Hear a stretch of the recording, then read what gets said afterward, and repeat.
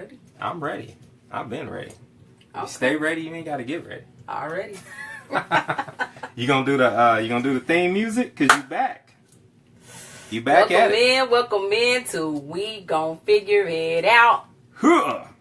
See, that's a part of the theme now. My huh makes it just you can't take away from the You huh. kind of ruined it. But... I didn't ruin anything. Did you hear Braden last week on We Gon Figure It Out? Oh man, he killed the beatbox. So I was like, man, we should bring him in just like a kid at a picnic. You know what I'm saying? And make him perform and then kick him out. Like even though he's a little liar. We'll get to that here in a little bit. But Straight lied on his mom. I was like, we don't know. Those are alternative facts. No. We don't know. All right, so welcome into We Gon Figure It Out. So this week we're going to tackle two subjects on We Gon Figure It Out. Hey, welcome in. The first subject is going to be platonic friendships. Is it a threat to marriage or a relationship in general? So we're going to talk about platonic friendships. And we're going to talk about Terrence Crutcher and the things that are going on here in Tulsa, Oklahoma, as well as just the mood and the feel like around America in general. So first is what we always talk about relationship stuff. Right. So that's what we always going to figure out. So the number one thing for today's subject matter is platonic friendships. What you laughing at? The number went down. The number went down. Yeah, the number went down from like 5 or 6 down to 2 people. Right. Sound good. I'll try not to ever pay attention to that because people drop in and out. Right. So, but hey, Audrey. We gonna figure it out. Congratulations on the new baby. The platonic friendship. Now it's so funny because I couldn't figure out the word for it at all, and you because I was trying to describe what it meant, or what I was trying to say, and you looked it up. So, what was the definition again that you had looked up on platonic? Platonic friends, and this was from the Urban Dictionary, said something to the effect of a platonic friend is like a best friend of an opposite sex. And that's all they are, is a best friend, nothing more. So yeah. Now for me, hey Sean. Hey Sharon. Hey Vina. I think for me the platonic friendship thing is a hard thing because I believe that it's possible, had lived it. Yes. You know? So I believe that it's very well possible because I've always had like but I've always had majority female friends. Right. So I believed in it, but I also have been taught, and I believe the teaching too, that it can be a threat to a relationship. Right. And I've seen firsthand that it can be a threat in relationships. You know, so being able to weigh out the good and the bad and have open dialogue and being able to say, okay, is this friendship or the relationship? You know what I'm saying? Like you never want a detriment. Yeah, you never want to put your friendship up against your relationship, but depending on how serious the relationship becomes, then all of a sudden that friendship, there are things you have to weigh, because I think for me there is an emotional dependency that comes in with the title of best friend. Right. So like best friend, obviously the number one reason why it's viewed as a threat to a marriage is because it does have the title of best friend. It kind of weighs with it. Right. And so for you it can take the place of because we're supposed to be best friends. Right. And so the idea is that you're supposed to be good friends or best friends with your spouse. So the idea that you would be good friends or best friends, with someone of the opposite sex, that's a danger it could present. And you can convince. Go ahead. So for me, I've never had a platonic male friend. None. I never had that. You think in the back of each guy's, like, because you told me you had like one. I don't want to name drop because we on here, but it was still seemed it was weird. Yeah, it was weird. Yeah. So it always seemed like there was something more of an interest there. It was friend zoned. Yeah, that's what it was. You friend zoned them, but if you didn't friend zone them, right? Yeah. And so I don't know what that really is like to have a legit serious male best friend, and I've always wanted that, but I think you got one now. What? No. I am your best friend. We're not platonic friends. Okay, yeah, you're right. But I think it's difficult because you might find, like for me, it was a childhood friend. And I would always tell people, like, they'd be like, well, I just met such and such, and we got close and we're friends now. But I'm like, I feel like I got away with it because it was a childhood friend. Right. Like, I couldn't pull to the side, like, well, you know, because once you're an adult, it seems like how you meet the opposite sex is always, how you meet the opposite sex is always about whether there's a love interest or an attraction or something like that. Right. We don't typically, and then sometimes, I mean, I know people meet in the workplace, but in most cases, no, they, you know what I'm saying, they don't really go that way. Yeah. But I think it's viewed, like, going back to the point Sharon says she's had a few male platonic friends. Yeah. I've never experienced that. I think it's, I feel robbed. I think it's funny because hey Gary, I think a lot of people feel that they have they have platonic friendships, but the truth of the matter is they may have just been friend zoned. Yeah. And they try to cling to, like, the idea that, like, well, yeah, you know, that's my best friend, that's somebody that I can rely on. It's like, dude, you knew you had an interest, it went wrong. Yeah. And so now, or you're in a relationship and you know it would be wrong to explore that relationship.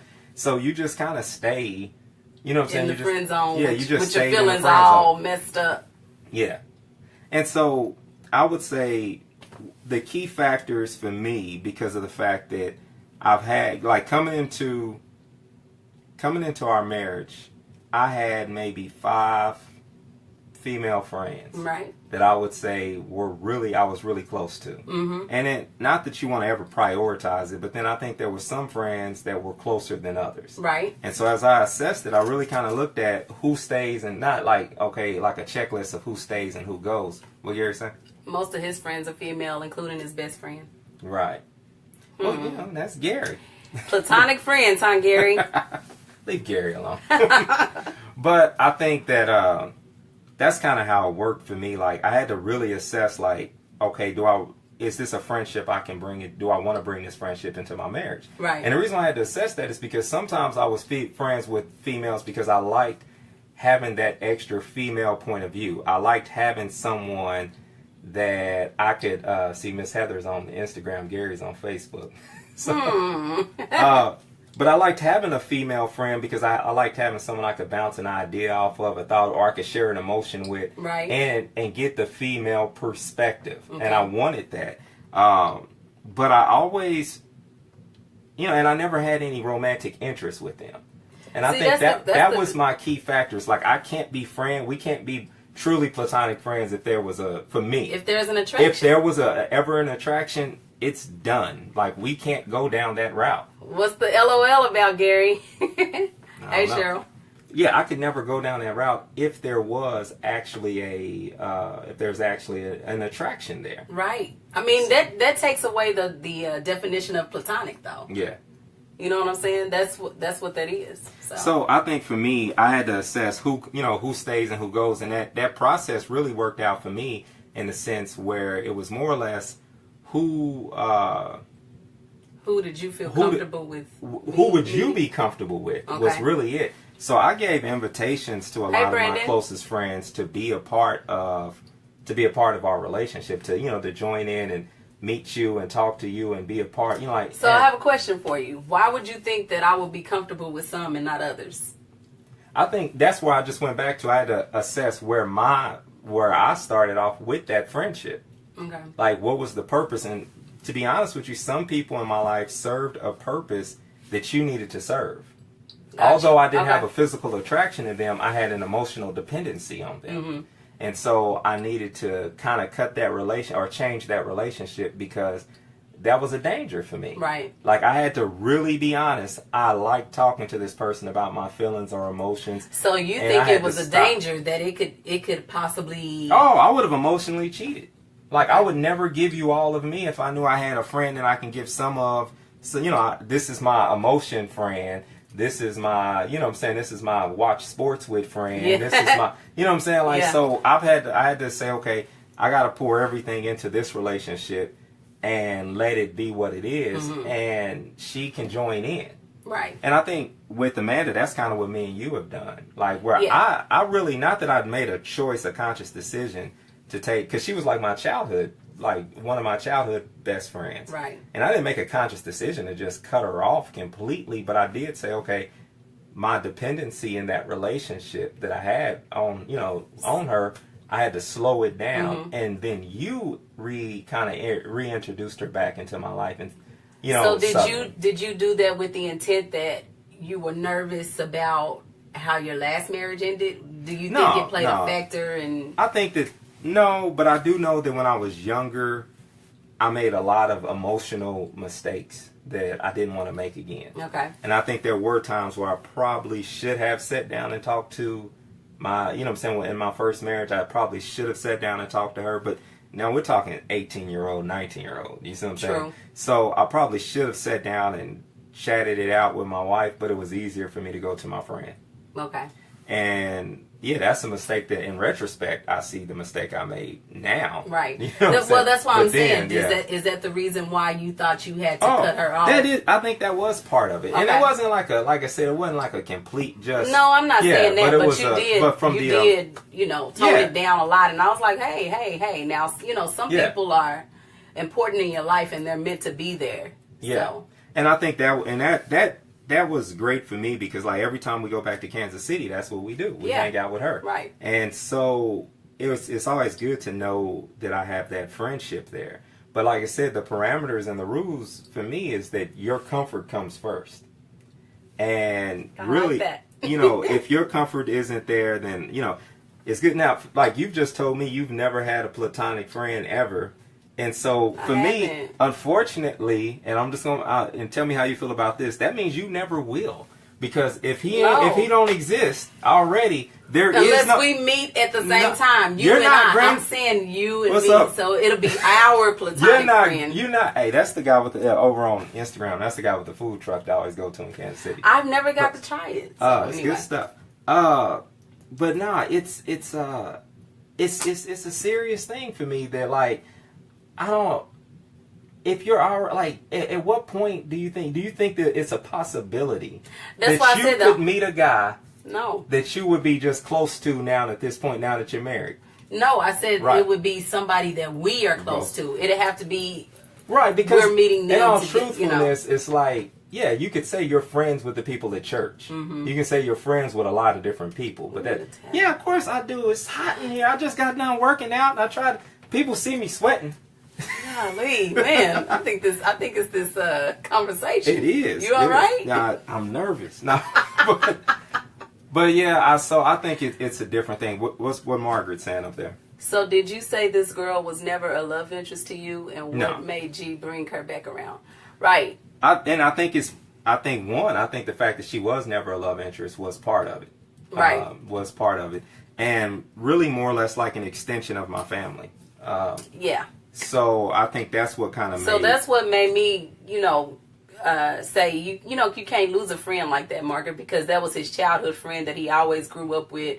She's Nyla's godmother, you know what I'm saying? So it's just like, some people, and I know what he was trying to do was protect the marriage and everything, and you never know how the wife is going to respond and all of those things. You never know those things that are going to come into play. But I knew the situation, so I'm like, we can't, cut her off or out of the picture. So. I think and I'm repeating myself, I think the main thing really did boil down to the idea of, are you comfortable? Right. If you're not comfortable, I had to first get comfortable with you and the idea of me and you being best friends, not in that corny way that people say, like, oh, we're best friends now just because you married don't mean. Matter of fact, marriage actually cuts down the likelihood that you may become best friends with a person, because you always in their face and the little things you begin to be like nitpick at. You know what I'm saying?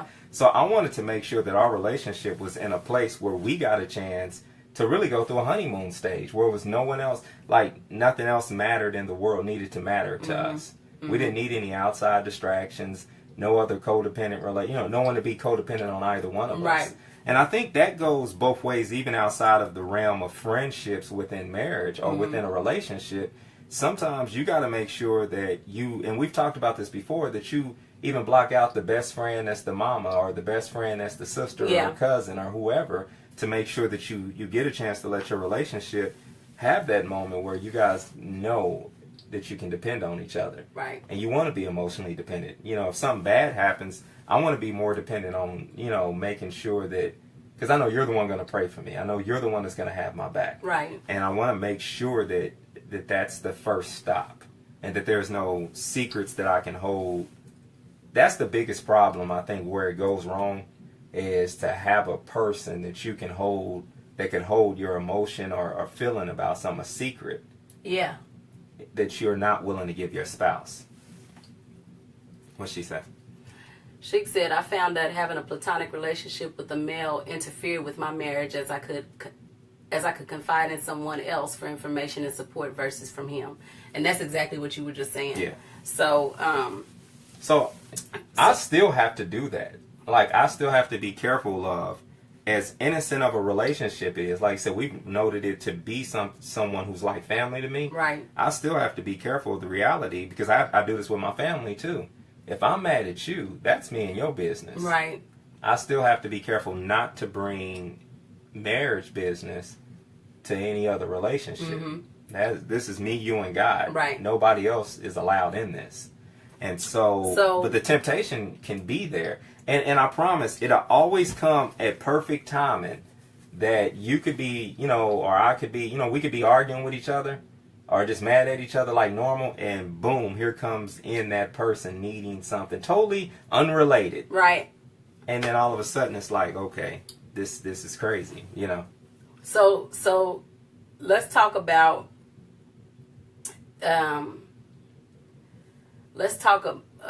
I guess let's pinpoint a question of, say for instance, there was like an outside relationship, and I don't want to say platonic. I want to say that it was somebody that you thought that you could still hang on to after a sexual relationship.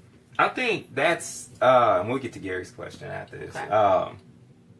I think that's a problem in the sense that we have devalued intimacy in society, but that doesn't make it less valuable than what it is. Mm-hmm. If you've opened up your mind and your body and your emotions to someone, it doesn't matter if you can try to downplay sex all you want to. You can try to downplay romantic feelings that you may have lent to, you know, like you've given to someone. Right. You can downplay it all you want to, but the truth of the matter is it's real. Right, it is. And those feelings, it's what I like, and I'm not trying to go complete pastor here, but that's dabbling with familiar flesh. That's the best way I can put it. Right. Because all it takes is the right look, it takes the right moment, and then all of a sudden a vulnerable moment where the enemy just creeps right in. Yeah. And he knows our weaknesses and things like that, so you know, that person can come when we just had an argument. Right. Or something like that, and then you find yourself, you know, talking or confiding in or whatever. Yeah, and it's easy to like you say, even if you just know, you were romantic with this person, and you know that didn't work out for a million different reasons, and you don't want to go back, and both parties know they don't want to go back. There might not even be an option for both parties to go back as far as they view it, but still, you got to be careful with that. So what do you do when you are trying to, break off that soul tie, like completely leave it alone and let it go? And I mean, how do you, what do you tell the ex or whatever you want to call it? I think when it boils down to, I think sometimes it's important for us to, unless you just can't avoid it, like such as having kids and things of that nature, mm-hmm. Sometimes you have to let your ex be an ex for a season. You see what I'm saying? Mm-hmm. So, like, in other words, if there's some time and space there, then it's not much you really have to say if you guys legit were broke up. Right. Sometimes people break up, but then they still hang out, or, they don't have time to breathe and become different people, and mm-hmm. they come back and see if they're compatible. But what they do is they try to grow together and say, well, this is now my friend. And I think that can be a danger zone. Mm-hmm. Not saying that, that can be a danger zone. Because then, you're right, then it's like an awkward conversation to kind of have. But I think if that person really is your friend and they know why you're moving on, because you've got the potential to strengthen your relationship, then they'll move forward. So I have a question. What about if, like you genuinely want to just check on that person to see if they're doing okay. I mean, what's the extent of, I mean, does it have to be just completely cut off? Right. Or, is there some form of, or some level of reaching out that can be done without it being a hindrance to your current marriage? And, are you being disrespectful? I mean, what are the parameters I think there? that's all within, you got to sit down and have open communication. Mm-hmm. And you've got to be able to gauge where your spouse is and where your heart is. Okay. I think if it's a rough time in your marriage or your relationship that you're in, Yeah, right. be honest. That's a no reach time. Right. If if anything's going wrong, y'all fighting about money, y'all going through, if you're engaged and you're trying to figure out the wedding venue and y'all arguing about stuff, it's not the time for you to be reaching out. Right. Like, save that for, save that for another, even if that person if they just come across your mind and you got the Jill Scott song playing in the back of your mind. And so if your husband has a problem with that, you just shut it down? Oh, definitely. I mean, it's just done. Yeah, and I think you got to talk about those things. And I didn't mean just your husband, but I mean your spouse. Yeah, I think... I got Gary, he called me out last time about not mentioning single fathers. Shout out to single fathers. I think if you're in a relationship and that person, you two have that kind of conversation, I think before you send the message, if you're single, here's the thing though, if you are single, I don't really care. Because if you're single, you're single. So let's just say you want to reach back out to somebody, go for it. Mm-hmm. You're not married yet. Right. So you're free to actually do that. Now, if you know you're headed toward marriage and you really care about that person, then talk to them. Right. But it doesn't matter what they say either way it goes because you ain't married yet. let's address Gary's question. What's his question? He said, aren't there levels of intimacy? I won't share everything with my friends that I should with my wife due to our level of intimacy. So. Right. But, yeah, I mean, okay.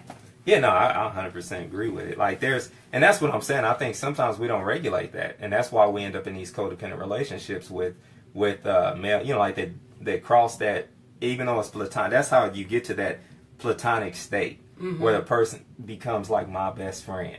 Yeah. It's because you have crossed those boundaries because you were able to when you were single. Mm-hmm. You were able to say, here's my most intimate thought. I trust you with it. Right.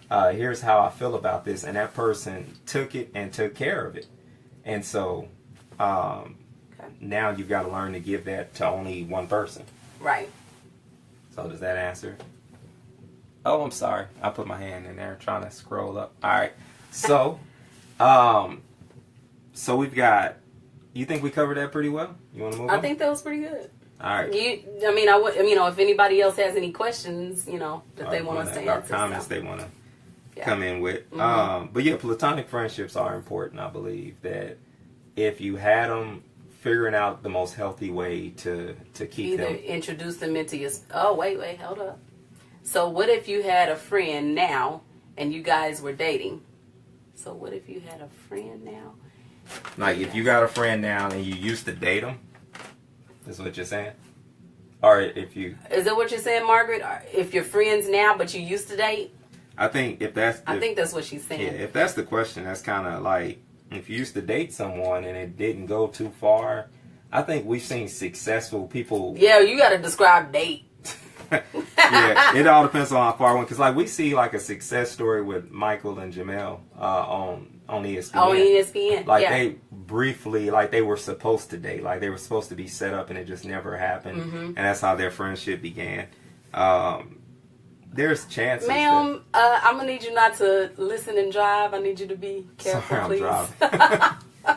So it all depends. It all depends on. We probably need more details on that. So What's our next subject?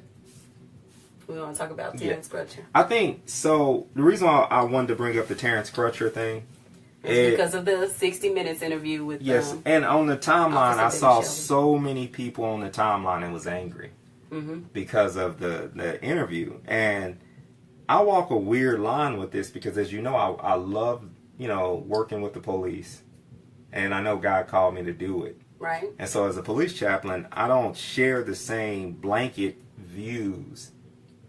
But I do recognize that there's a problem. Right. For me, you know why I am. What's that? Good subjects to talk about. Marriage takes work. It's a learning process every day. Thanks for sharing you guys' outlook.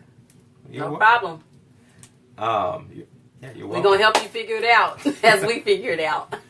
So for me, I think that was kind of the reason. Going back to the original thought was, I work with the police because I don't want to feel the way that I naturally feel. So tell what what you do with the police. So I became a police chaplain, and one of the reasons why I became a police chaplain is because I felt like my sister, my wife, and I'm not trying to call y'all out, but I felt like my sister and my wife especially, I said no to becoming a police chaplain multiple times. And I think the thing that made me step up was both you and Sharon said that you had a legit fear of being pulled over. Yeah. And that doesn't settle well with me. Right. Because I live in a world where I can't protect you, the two of you, all the time. Mm-hmm. But it's my desire to. Right. And I know that I could tell you all day, you don't have to fear. I can give you scripture. I can tell you God didn't give you a spirit of, fear. Right. And, I can tell you all these different things. But the reality is that's the world you were living in. Right. And for me, I felt like if I didn't make it tangible, if I didn't get up close and show you that there's nothing to fear there, then I wouldn't be doing my part to protect. I don't also like the idea of the premise. And this isn't always a popular statement or a way to feel, but I've always wanted to be solution oriented with my life. And I get it's okay to vent. And I love the fact that we have the freedom to do that on social media nowadays. Right. But I don't like to just say, here's the problem, here's the problem, here's the problem, and then do nothing to be a part of the solution. Right. And so for me, I was never able to, and look, Amanda joined too late down there. But for me, I was never able to really, I'm not a part of, I'm not going to help write legislation. I don't know how to do that. I don't know how to get involved with the political side. Right. I don't know how to, I probably could get together a few rallies. I mean, I've done it before, but yes, you have. But that's not for me. I think the biggest part for me, was to wake up and say, all right, what can you do? What can I actually do? And so for me, I ride in the cars with the cops because there's a face that's more familiar, that's more real, and we have a common bond. Right. And that's why I decided to do it, because that may make a difference in that one officer's life. Mm-hmm. So instead of me sitting back and judging and saying that they're all blanket this way, then maybe one-on-one I could do something with them. And so that's why I went that direction. But that's totally separate from the subject matter of what we want to talk about. Right. So what's your feelings about? Like, what did that dredge up for you? Honestly, it dredged up a lot of anger. For one, I didn't understand why she was able to. I didn't understand why she was able to interview, first of all, with being a trial coming. Yeah, with having a trial coming. That for one threw me, because it's like, now is she trying to sway the public, and which I believe that's absolutely the case. I mean, that's just my opinion. I don't know if that's the case, but to me it seems like she's able to, pull on the heartstrings of people and things like that, where, and I know that they talked to Tiffany, and I know that they talked to, Pastor Ray Owens as well. Yeah. So how does it make you, separate of that, because everyone knows not so much a recap, but how does it make you feel when you think about what's going on, when you see people, as a woman who believes in God, who has friends of different races, who sees all these different things going? What is it? Are you experiencing mixed emotions? How do you feel when you see these things play out on television? Not just specifically with Terrence Crutcher, but just seeing African American men being killed by police, or just seeing police, the murders and different things, or the killings that have happened. For me, because I've seen other races killed by the police, and something that threw me for a loop the other day was, the officer that shot into the car that killed the baby. Mm-hmm. That officer got 30 years. Right. 30 years. And I don't know. I don't know how to say, is that justice, or, it's just so much that comes with this conversation. And for me, honestly, I get a lot of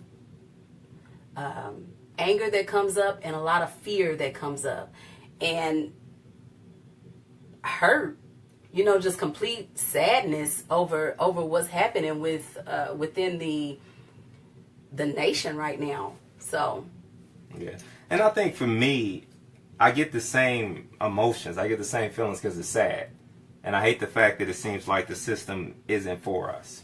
Mm-hmm. In general. And there's this weird place that I'm at. I'm going to be transparent.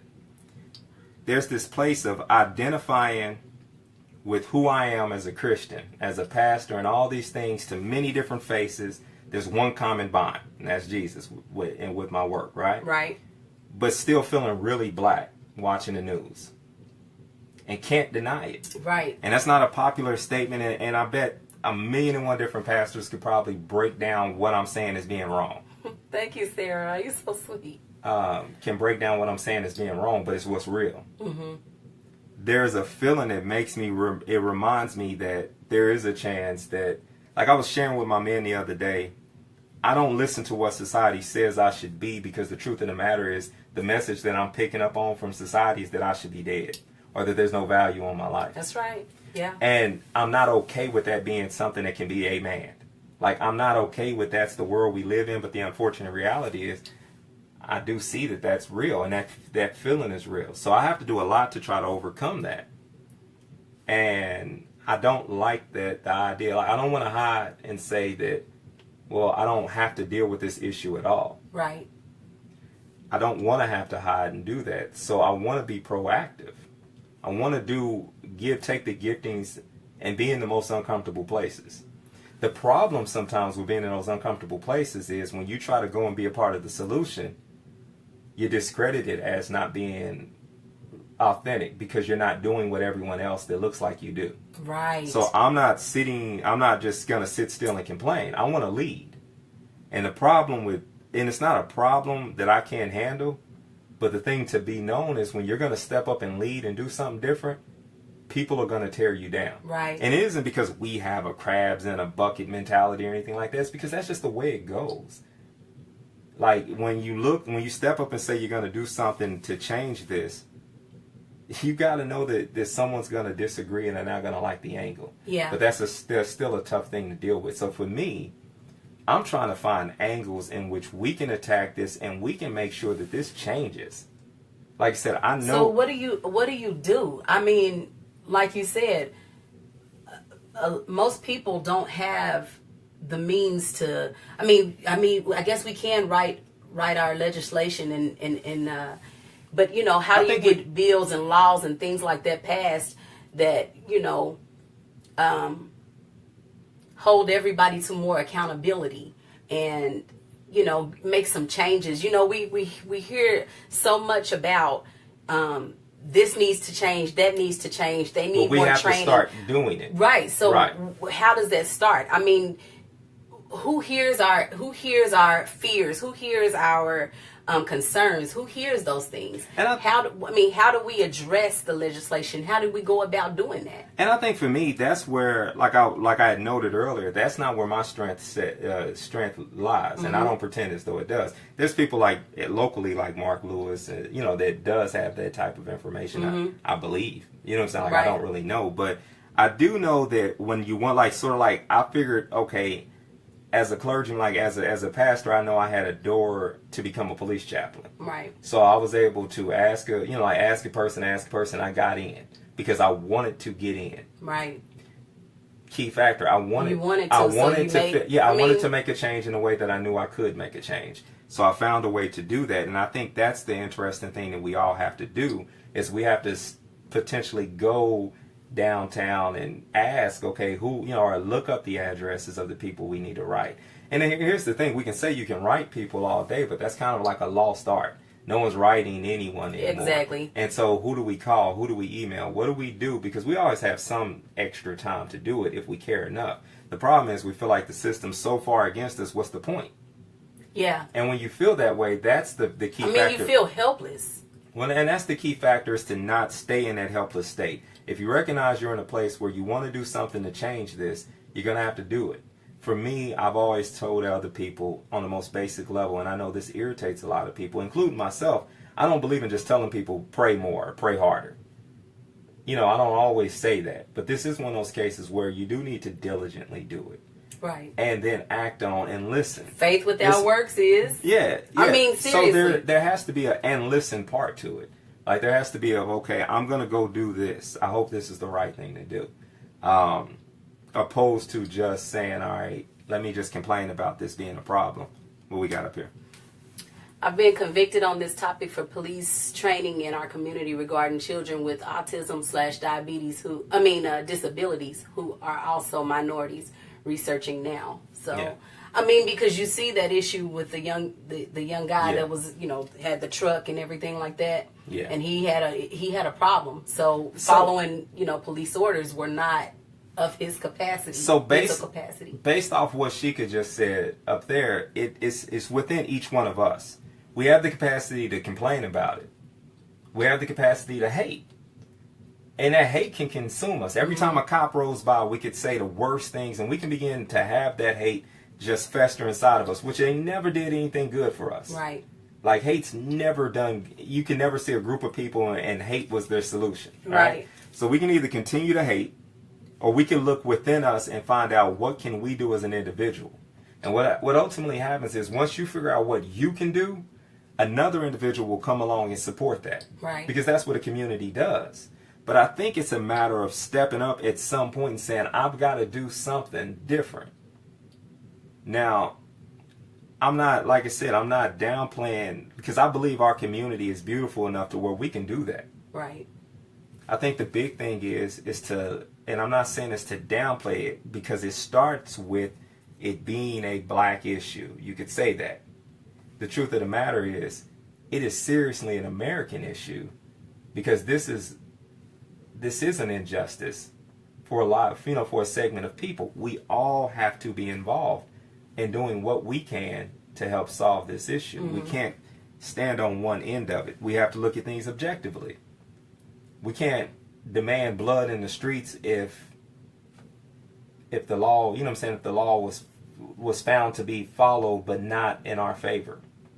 There's certain, if that was the law. If that was the law. See, and then then it comes to the point of, then we need to change it.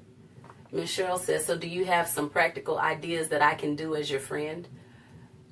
I think, for me, I feel like one of the number one things that you do is, I think we definitely have to have an individual voice where if you don't understand something, you ask for understanding. Right.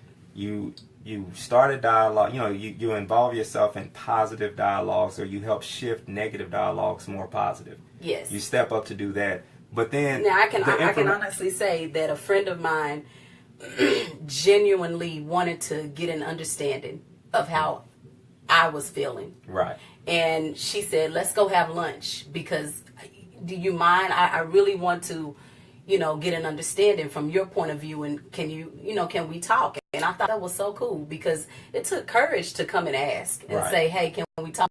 Because I didn't want to talk about it. I didn't want to be bothered with it. I just was kind of shut down. And that's what anger does to us. Mm-hmm. It'll take us to a place where it's just like, it wants us to ourselves. So it'll keep us there in this place where we just want to hate the situation. Right. And I think, seriously, each one of us, like I said, what's your skill set? What gift do you bring to the table that can be an equalizer here? So, like, take Miss Cheryl, for example, who's a resourceful person when it comes to research and organization. Right. She's the type of individual where you ask the question, well, who do we write? Who can we talk to about this? She what could can do we the suggest? research and find it for us. She could be one of those individuals that could help you with that, mm-hmm. because if you don't know where to start, that's where you would have to team up with someone who can. And it doesn't, if it goes to the bottom line of the solution, which where love is found, then color doesn't really play a part. Right. But you have to at least be in that place where you allow love to be what you're searching for. A lot of people aren't searching for love in these particular cases. They're searching for their will to be done. Yeah. They're searching for man. what they want to happen. They're searching for America to look like they want it to look. They're searching for those things. And the truth of the matter is that's not what God designed for us, any of us. Right. And we're all, I mean, we can still work together. And we can all still work toward that common bond. And yeah, it may have started with something negative. Mm-hmm. But we can always turn, you know, like I say this I feel like I have to say this almost every day of my life. But it's a true statement, and it, you know, regardless of how you may feel, that hate can't drive out hate. That's Only right. love can do it. That's right.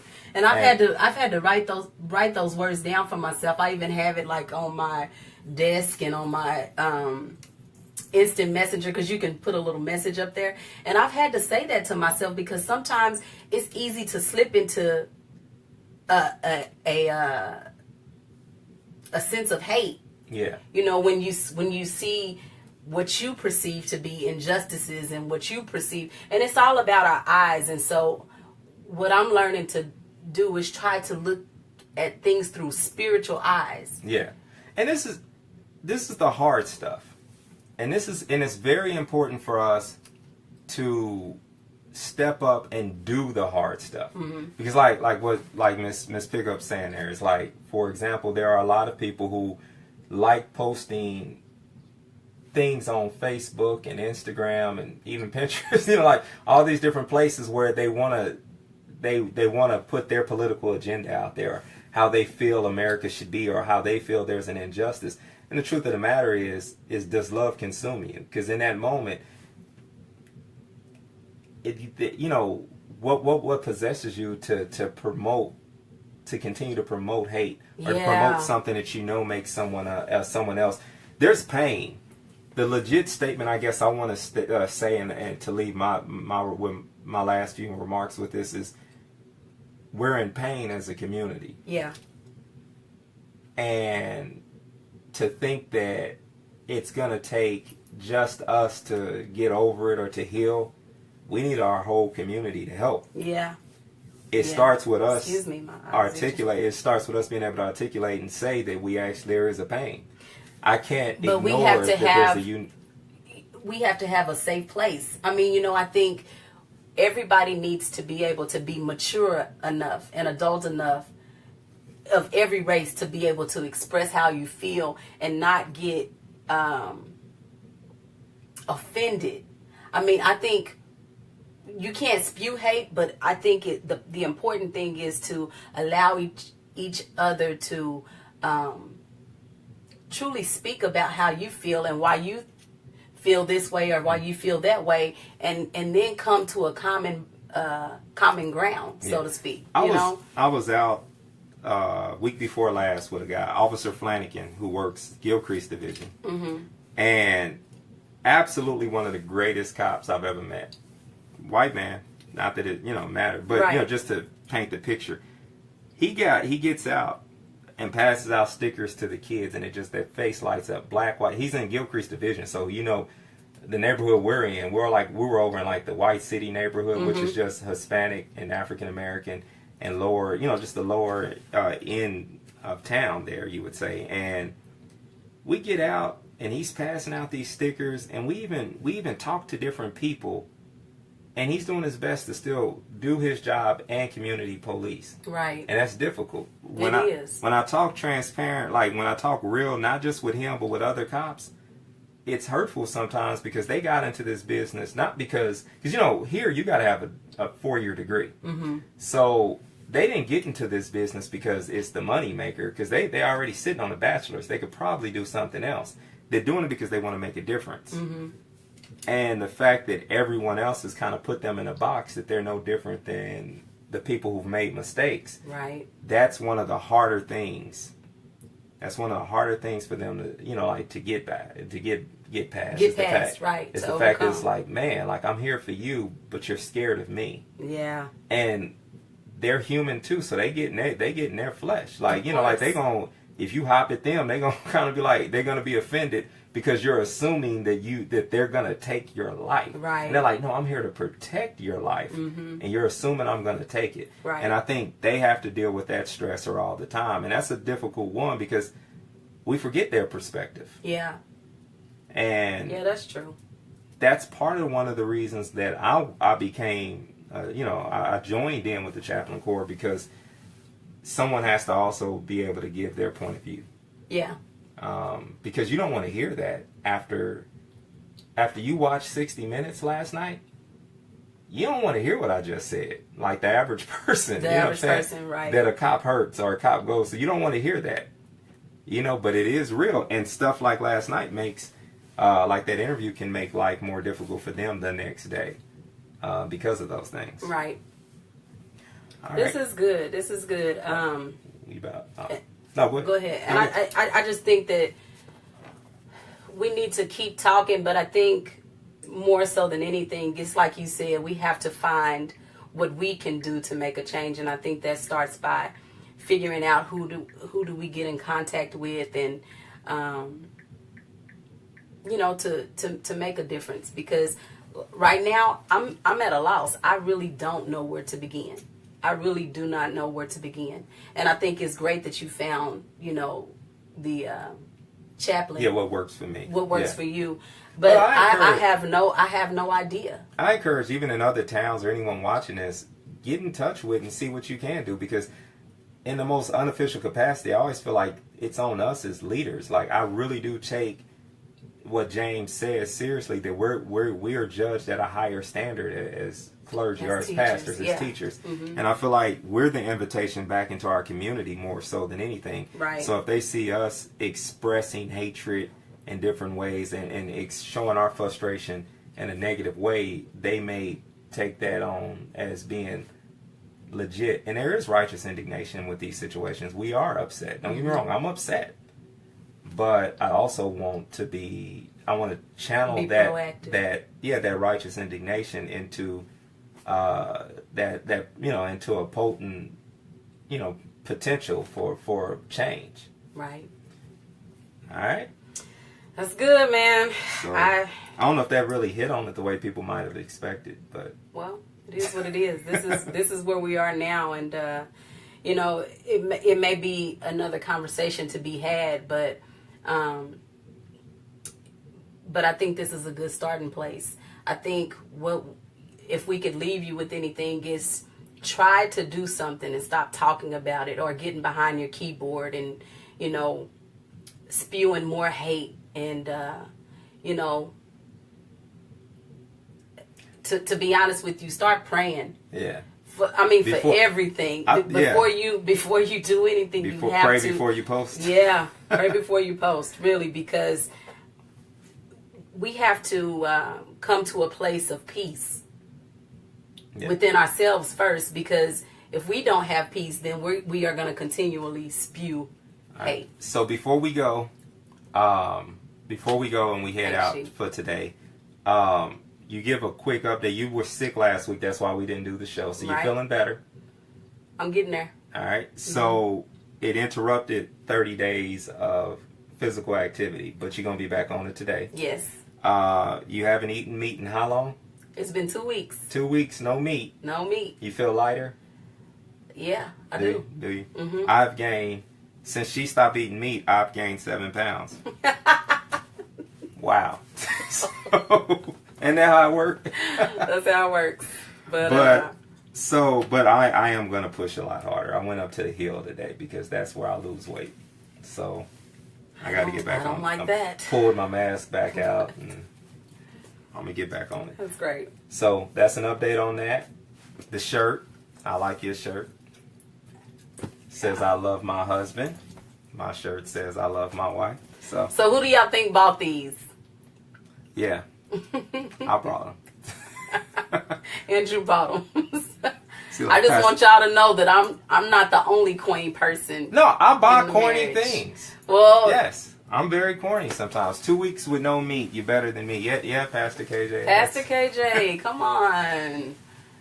cookies aren't meat, so I think he could do it. I think he could do 2 weeks without it. If you gave him cookies, I think he could do it. Yeah, I think too. All right, so share this video with a friend, stimulate some conversation, be real about the conversations, and make sure you just share them with everyone. Remember, we will post them on YouTube, so you can share it with people. And Sharon, I did that, and you missed out on the show. Yeah. 2 weeks ago. Make sure you share it. Oh, Miss Cheryl. That's wrong. The Royals lost, so we changed shirts real quick. But we still gonna be Royal all season. I bet we beat them Blue Jays though. But this is being petty for no reason. But yeah, make sure we'll post it on YouTube, and that way you get a chance to watch back again and share with a friend. Today's show was about platonic friendships. The first 15 minutes or so, we talked about that, and then we expressed our feelings about what's going on, and we kind of we springboarded from like Terrence Crutcher and everything going on, but we kind of talked on a more serious level about it. And so, like I said, have these conversations at home and figure it out. Because that's what we do. We're going to figure it out. We done? We're done. It's hard to hit stop. I always feel like I want to say something else. That's the pastor in me, I guess.